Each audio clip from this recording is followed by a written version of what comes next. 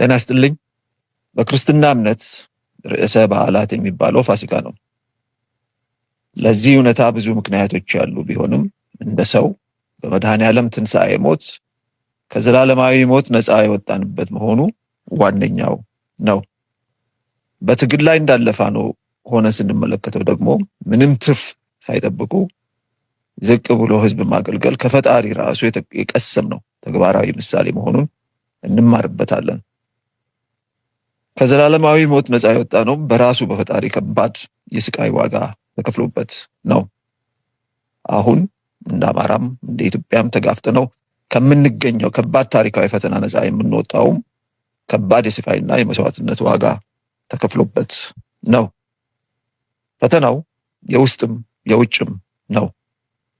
ትልቁ የሆነውን የውጭ ፈተና እናሸንፋለን ብለን ከየቤታችን ከወጣን በኋላ ትንሹ በሆነው የውስጥ ፈተና ተሸንፈን ከትግል መውጣት የፋሲካን መንፈስ አለማክበር ይሆናል።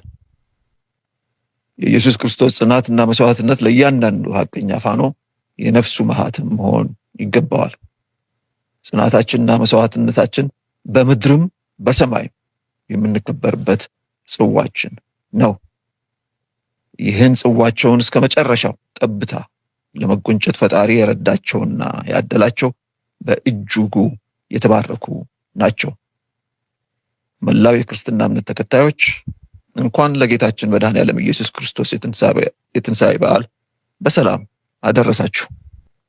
በዓሉ የሰላምና የደስታ ይሁንላችሁ።